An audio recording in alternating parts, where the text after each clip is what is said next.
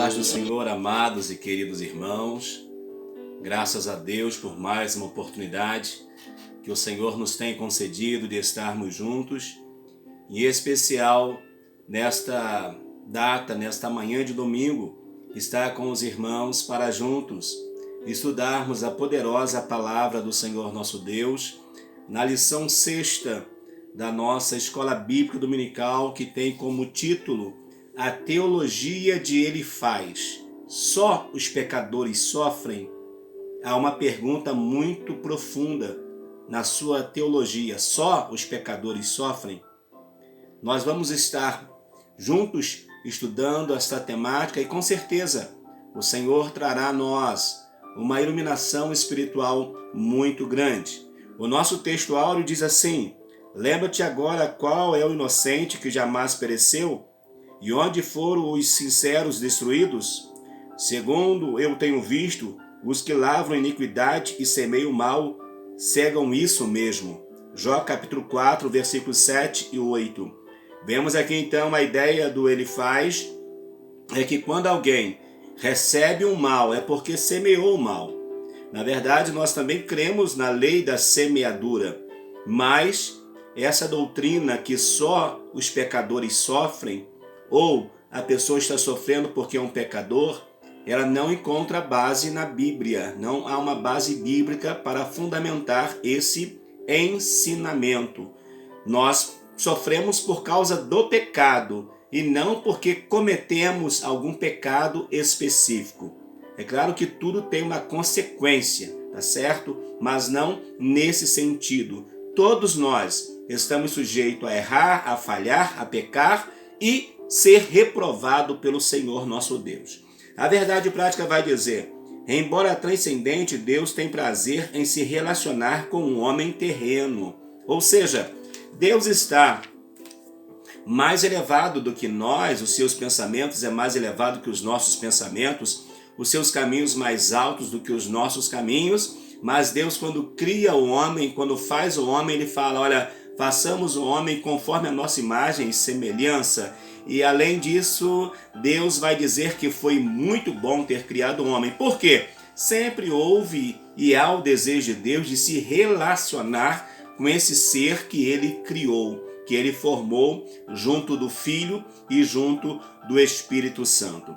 A nossa leitura bíblica em classe está em Jó capítulo 4, versículos de 1 a 8, Jó capítulo 15, de 1 a 4 e Jó 22, de 1 a 5. Eu vou ler capítulo 4, versículos 1 e 2 e depois o versículo 4 e 5, encerrando essa leitura. Diz assim: então respondeu Elifaz o temanita e disse: se intentarmos falar-te, enfadar-te-ás, mas quem poderá conter as palavras? Versículo 4. Ou repreende pelo temor que tem de ti, ou entra contigo em juízo. Porventura, não é grande a tua malícia, e sem termo as tuas iniquidades? São esses os textos que nós lemos e depois você pode fazer toda a leitura. Eu vou orar ao Senhor, depois das leituras que já fizemos, para que o Senhor ilumine o nosso entendimento, o meu entendimento e o seu entendimento, para juntos aprendermos a poderosa palavra do Senhor. Deus e Pai, comigo estão os teus filhos e filhas que com certeza estarão estudando esta lição, sobre essa teologia do Elifaz. E com certeza precisamos que as nossas mentes estejam abertas para compreendermos qual seja a tua vontade para as nossas vidas. Nos usa, nos inspire e fale conosco segundo a tua boa vontade. Amém. Meus amados, nós temos nessa lição um objetivo geral, que é destacar o pensamento teológico de Elifaz, que faz uma defesa contundente da religião tradicional segundo a qual somente os pecadores sofriam. Temos 3 objetivos específicos. Ao termo da lição, precisamos chegar a esses objetivos, que primeiro é apontar a defesa de Elifaz acerca da justiça retributiva, mostrar a associação de Elifaz a respeito do pecado e a quebra da tradição religiosa e, por último, identificar o abismo que Elifaz diz existir entre o Criador e a criatura. Vamos lá. No nosso comentário, introdução, que vai dizer assim: Nesta lição, estudaremos o discurso de Elifaz. Ele é o primeiro amigo de Jó a expor sua concepção teológica acerca da situação degradante em que se encontrava o homem de Uz. Nesse sentido, veremos que para Elifaz a justiça retributiva é certa, ou seja, só os pecadores sofrem e os justos não passam por reveses. Para ele, Jó contrariou esse ensinamento, atacou a forma religiosa de pensar e, portanto, feriu a ortodoxia que deveria guardar. Finalmente, veremos também as respostas de Jó a cada acusação de Elifaz.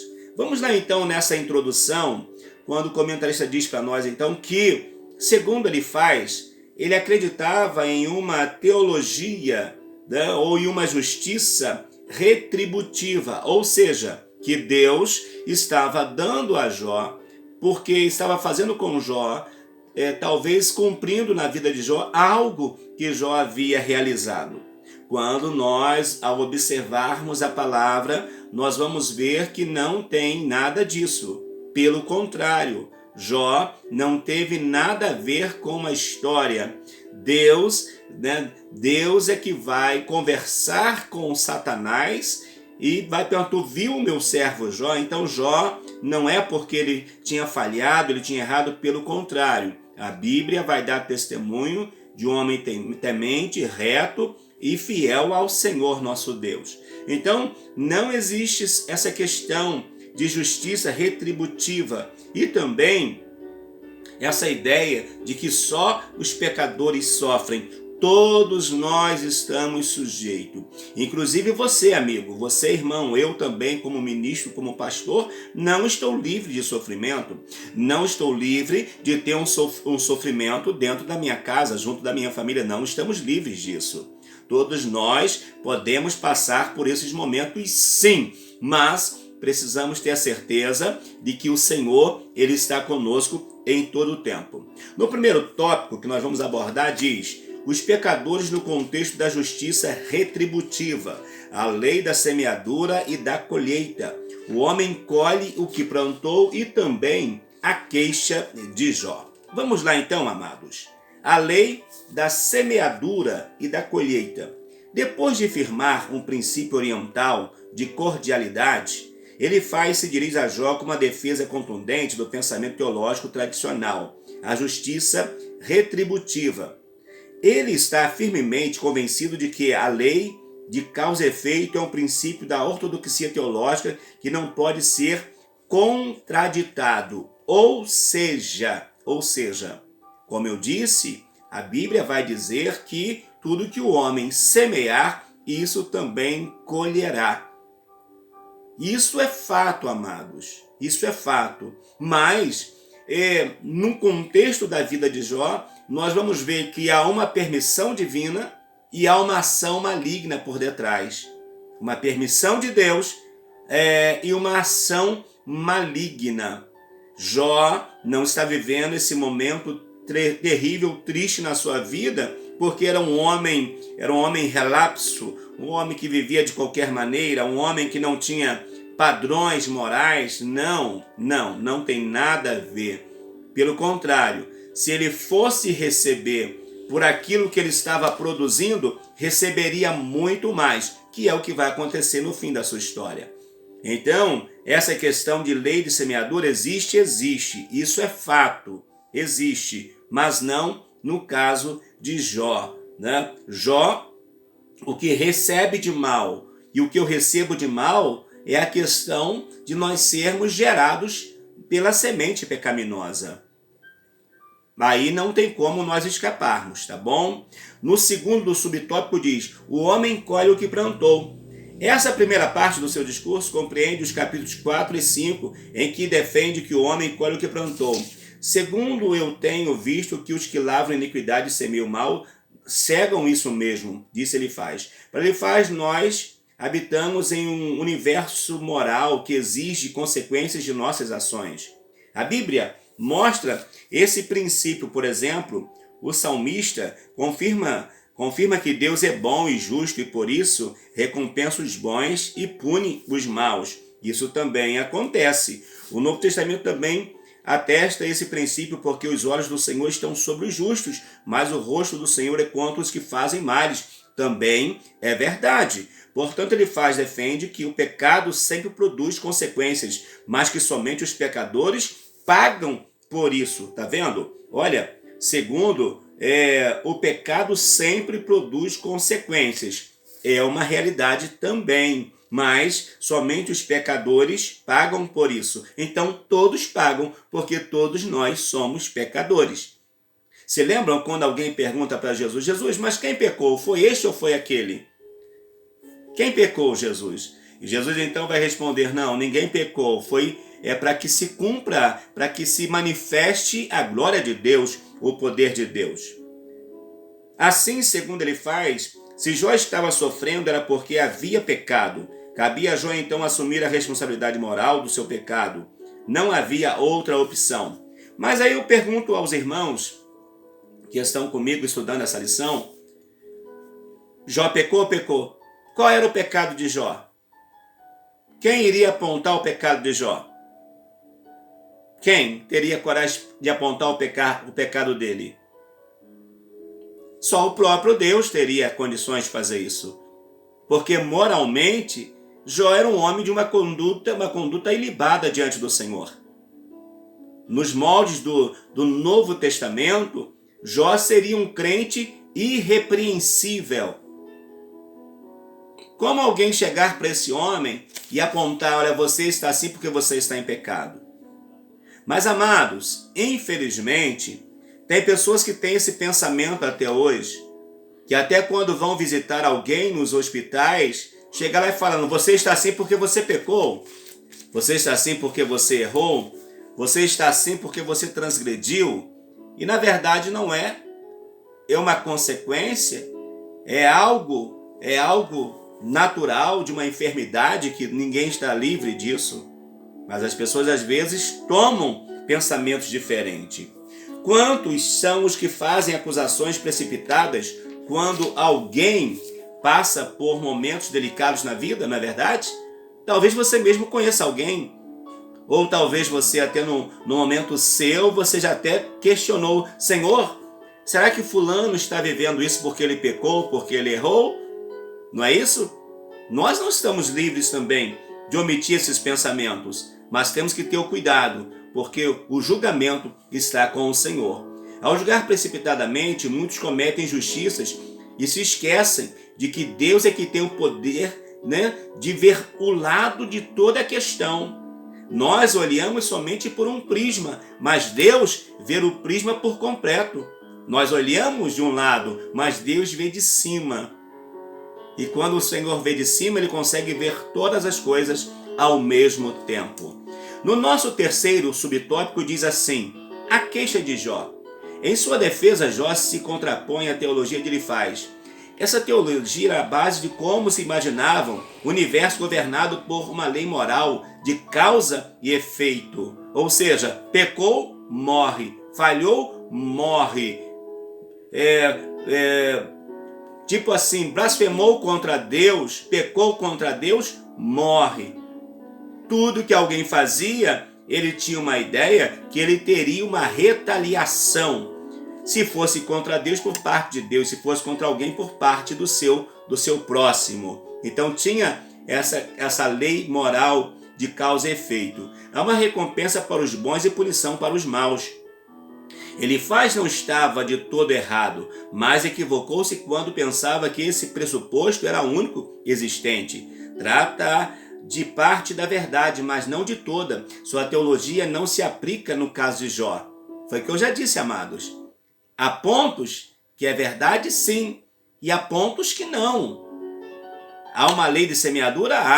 Há uma lei que os maus serão punidos? Também há, mas não agora.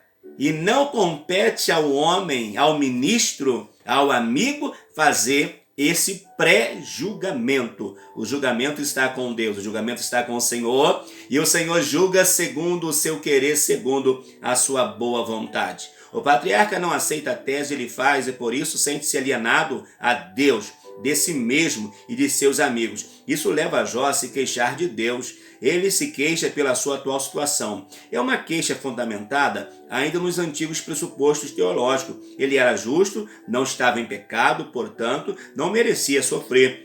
Em seguida, Jó se queixa a Deus, desejando abrir uma porta de diálogo com o Altíssimo. Ele não quer explicações baseadas em teorias teológicas antigas, mas em uma conversa sincera através de um relacionamento direto com o Criador, onde Jó fala com Deus e Deus fala com Jó. No momento da dor, a melhor coisa é se dirigir pessoalmente a Deus. A coisa mais certa é falar com quem pode. Falar com quem tem poder de resolver, poder de solucionar as questões, poder de fazer o sobrenatural acontecer. Meus amados irmãos, a vida é tão difícil, as lutas estão aí, as dificuldades têm se apresentado de uma forma terrível, mas precisamos olhar para o Senhor, precisamos ver no Senhor a nossa porta de escape, não somente no momento de dificuldade, mas em todo o tempo. O Senhor tem que ser a nossa esperança. Então Jó vai se sentir distanciado de Deus, vai se sentir de repente até abandonado pelo Senhor, mas ainda assim ele vai tentar buscar um diálogo com Deus, não aceitando a teologia do Elifaz, não aceitando que ele estava vivendo aquele momento porque estava em pecado, porque ele havia transgredido contra Deus. Não, queridos. Na nossa síntese desse primeiro tópico, nós vamos entender então que Elifaz traz a lei retributiva da semeadura e da colheita, mas Jó contesta essa lei em relação a si mesmo e faz com uma certa, vamos dizer assim, verdade. Ele não faz de modo errado, ele faz com sinceridade, porque ele sabia o que ele estava produzindo. E aí eu te pergunto, você sabe o que está produzindo para Deus? Se você sabe o que está produzindo para Deus, então continue firmado, continue focado, continue no propósito que Deus há de te abençoar.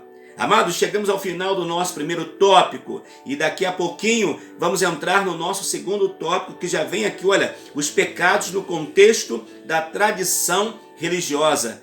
Como é visto os pecados ou os pecadores no contexto da tradição religiosa? Eu te espero no nosso segundo tópico. Olha, vem correndo e aproveita para se inscrever no nosso canal. É uma bênção participar do estudo da palavra do Senhor nosso Deus. Deus te abençoe. Até o nosso segundo tópico. Amados, o nosso segundo tópico vai trazer então os pecadores no contexto da tradição religiosa. Vamos falar sobre uma ortodoxia engessada, uma ameaça à tradição religiosa, um defensor celeste.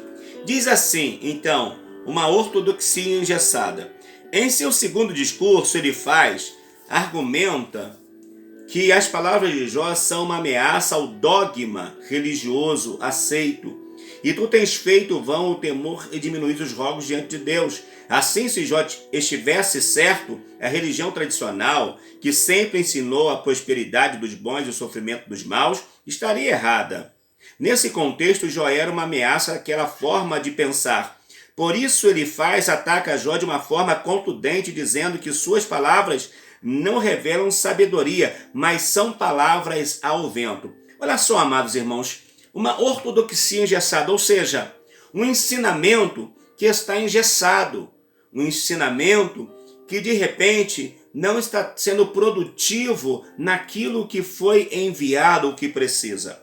Na verdade, nós vamos entender que a ortodoxia bíblica em nenhum momento ela está engessada. Pelo contrário, a ortodoxia bíblica, os ensinamentos bíblicos, os ensinamentos da palavra do Senhor, têm o poder de transformar, de mudar e não simplesmente trazer a pessoa para a legalidade. Para a legalidade, a lei traz. Mas a ortodoxia bíblica, o ensinamento bíblico, quer nos trazer a salvação, a libertação. Então Jó não vai aceitar essa teologia de Elifaz, e Elifaz vai tentar de alguma forma trazer a ele uma reprimenda, colocando então para ele que ele estava errado quanto ao seu pensamento, e ele pensando dessa forma, tudo que eles haviam aprendido, de fato estavam errados.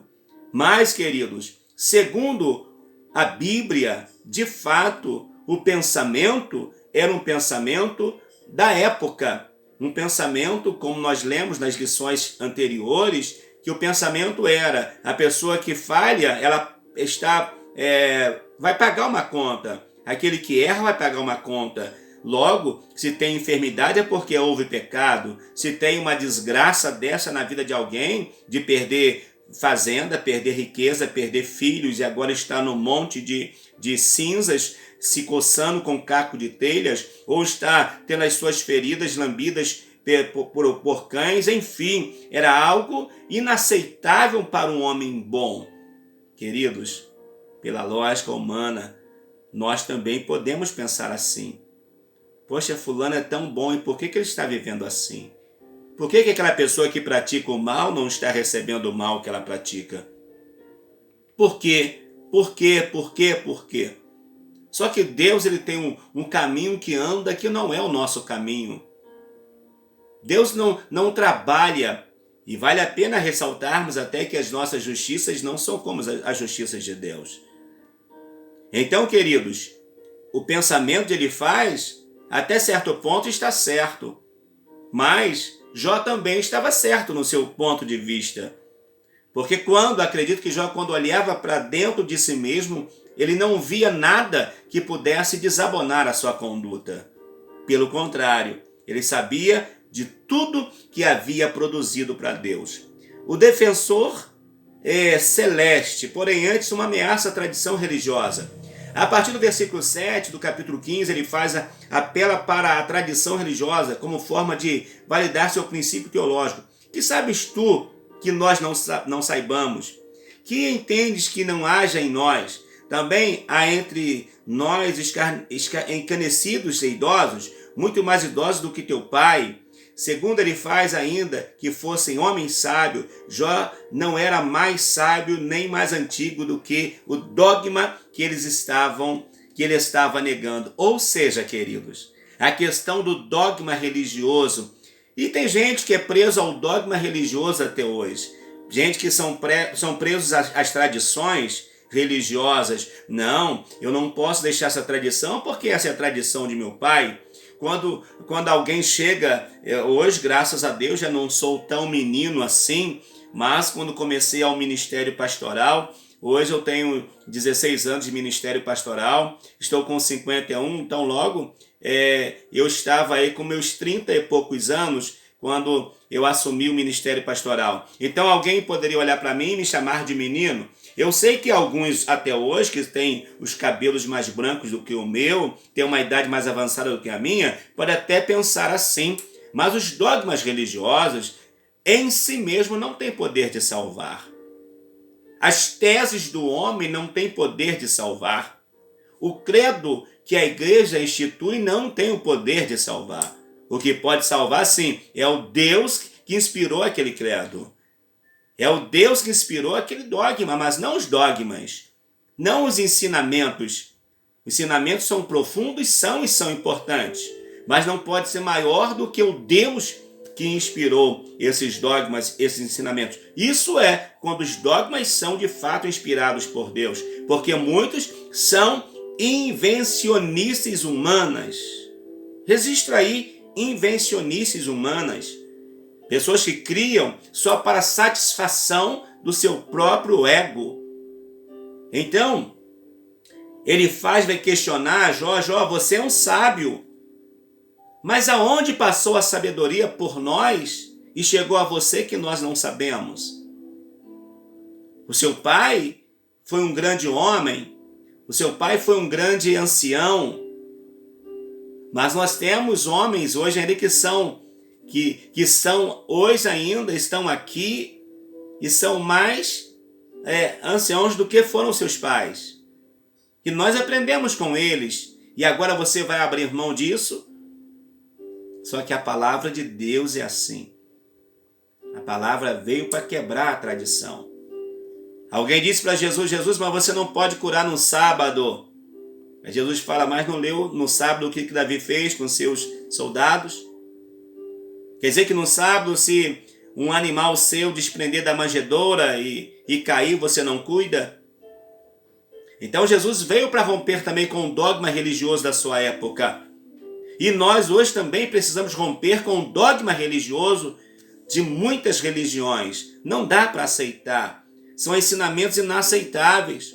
Então nós temos que ficar com a pureza da palavra de Deus. O defensor celeste, em sua defesa, Jó se contrapõe ironicamente à argumentação que ele faz. Aqui não podemos esquecer de que a resposta de Jó deve ser ouvida na forma poética, conforme fazemos em Salmos. Orações e súplicas recitados assim. Isso evita um literarismo rígido que empobrece o sentido do texto. Quando esse é poético, consequentemente transforma Jó em um sacrilégio. Nesse texto, Jó reclama, mas não blasfema contra Deus. Ele tem consciência de que a teologia de seu amigo firmava-se na terra, mas o homem de Uz apelava aos céus. Sua fé o projeta para o alto, à procura de quem possa defendê-lo. Ele quer um defensor, quer interceda por ele no céu. O patriarca se expressa em linguagem poética, mas a sua mensagem é profética. Seu anseio por um mediador prenuncia o justo advogado Jesus Cristo. Jó vai já chamar por alguém que vai advogar. Ele sabe que o seu Redentor está vivo. Consequentemente, João vai dizer que nós temos um advogado. Nós temos um advogado que é Cristo, que intercede por nós. Então, amados, nós temos um defensor celeste. Hoje quem advoga a causa da igreja é o Espírito Santo junto a Cristo, junto ao Pai. Então, quando nós precisamos, clamamos a Ele. Por mais que tenhamos julgamentos aqui, quantas vezes nós falamos algo e alguém questiona, alguém fala que nós estamos errados, que o nosso pensamento está errado, que não era para ser desse jeito, mas nós avançamos no pensamento, avançamos com a nossa fé, avançamos no conteúdo bíblico, naquilo que cremos e vamos embora e o nome do Senhor é glorificado. E Deus, por sua vez, nos responde com sua graça, com a sua unção. Então, amados, teologias e teorias irão surgir, muitas delas, mas nós precisamos ficar com aquilo que a palavra nos ensina. E conhecereis a verdade vos libertará. Lâmpada para os meus pés e a tua palavra e luz para o meu caminho. Como purificará o mancebo jovem o seu caminho, observando conforme a tua palavra. Então a palavra de Deus é muito boa, é muito agradável, ela é fundamental para as nossas vidas. A síntese do segundo tópico diz assim: diante do novo discurso que ele faz, Jó reclama, mas não blasfema contra Deus. Ele até reclama a sua situação, mas ele pede a Deus, roga a Deus, para que Deus, de alguma forma, viesse e lhe respondesse às suas indagações. E nós vamos ver em breve como Deus fala com Jó, como Deus responde a Jó. Chegamos ao final do nosso segundo tópico. Daqui a pouquinho estaremos já com o nosso terceiro tópico e você é meu convidado a vir comigo, a se alimentar. Estaremos falando sobre os pecadores diante de um Deus infinito.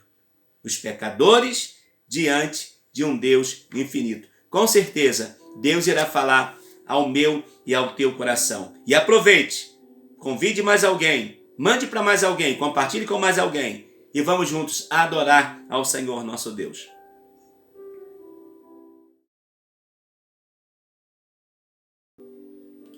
Amados, no nosso terceiro tópico nós falaremos sobre os pecadores diante de um Deus infinito. Vamos fazer as seguintes leituras. Deus não se importa com quimeras humanas. E também, Deus caminha com os homens. Quimera é uma ideia de combinação heterogênea ou incongruente de elementos diversos. Ou seja, Deus ele não se importa com aquilo que o homem está buscando, está fazendo, está tentando até mesmo atraí-lo e chamar a sua atenção. Porque Deus, na sua transcendência, ele vê lá na frente, né? Ele naquilo que ele conhece nós na sua transcendência, ele olha lá na frente o que nós estamos fazendo. Qual é o nosso desejo, qual é o nosso objetivo? Ele conhece todas as coisas. Então diz assim, em seu terceiro discurso, ele apela para a transcendência divina ao atacar Jó. De grosso modo, a transcendência diz respeito ao conjunto de atributos do Criador que ressalta a sua superioridade em relação à criatura. Significa que Deus está acima da criação e não é limitado por ela. Ou seja, amados irmãos, aqui nós vamos ver que Deus em sua transcendência, ele em tudo, ele é maior do que o ser humano, é maior do que nós. Em tudo, e não só maior do que nós humanos, ele é maior do que tudo que existe. Não dá para mensurar a grandeza de Deus.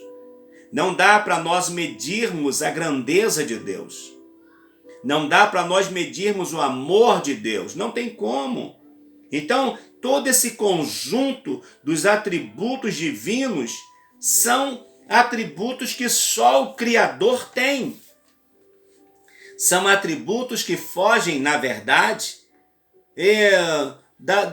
da nossa compreensão humana. Foge a nossa compreensão, a forma como Deus age, como Deus opera.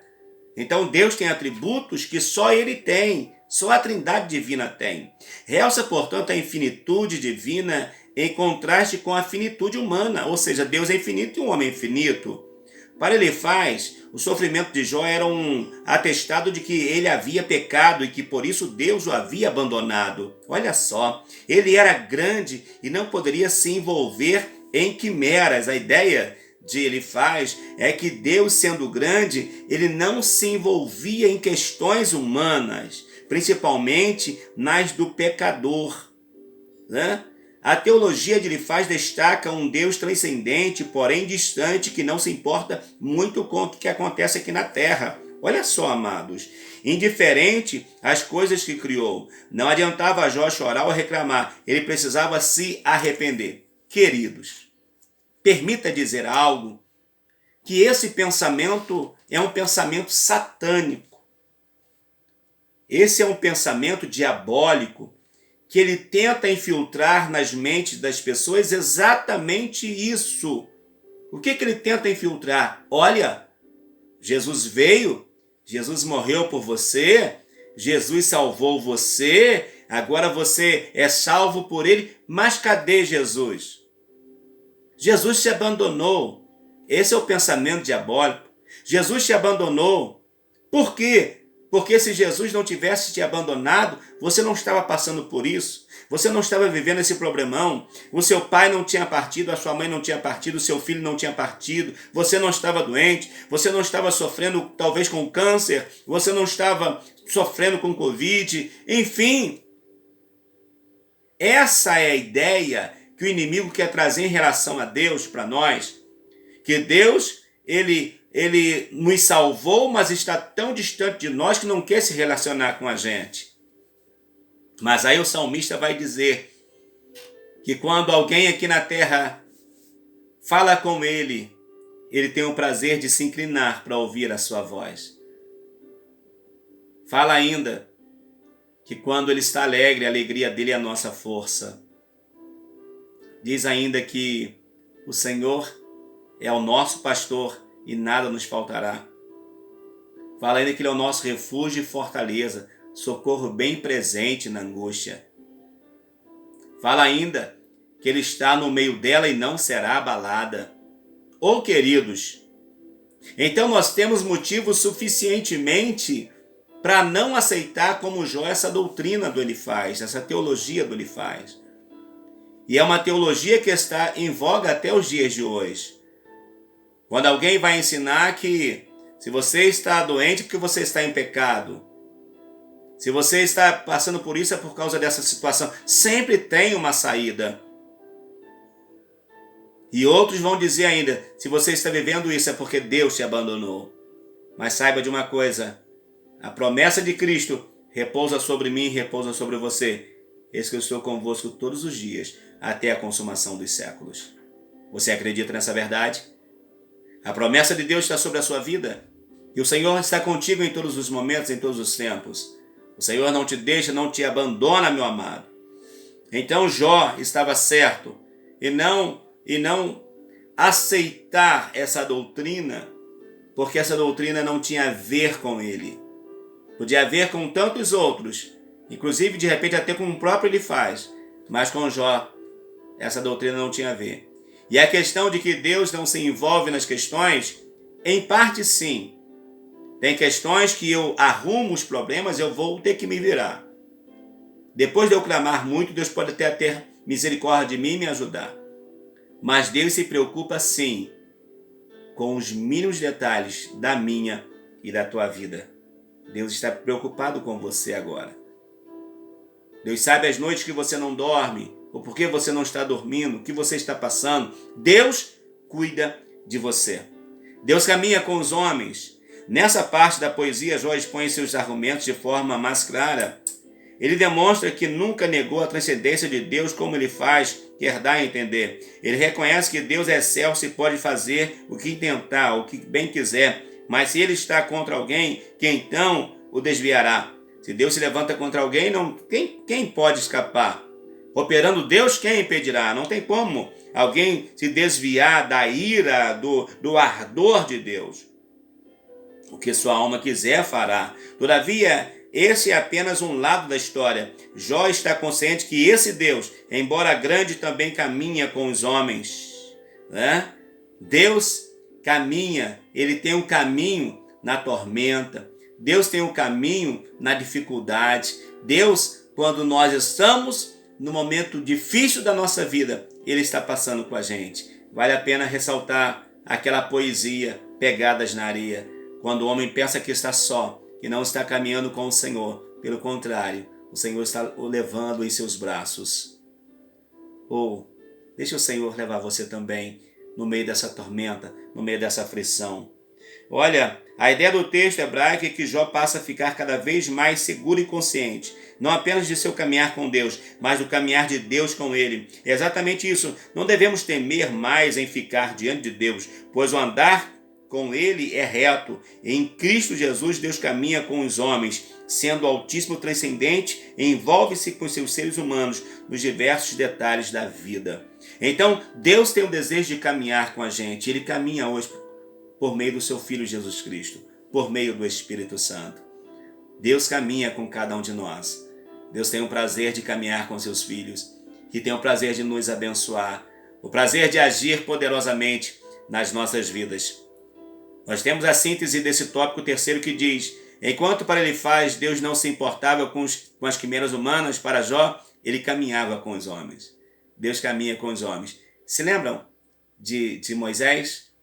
Quando Deus fala: Moisés, você vai levar esse povo, mas eu não vou, Moisés. Aí Deus fala: olha, Senhor, eu só vou. Eu só saio daqui se o Senhor for com a gente. Aí Deus fala: então, Moisés, eu vou, porque você está pedindo, então eu vou.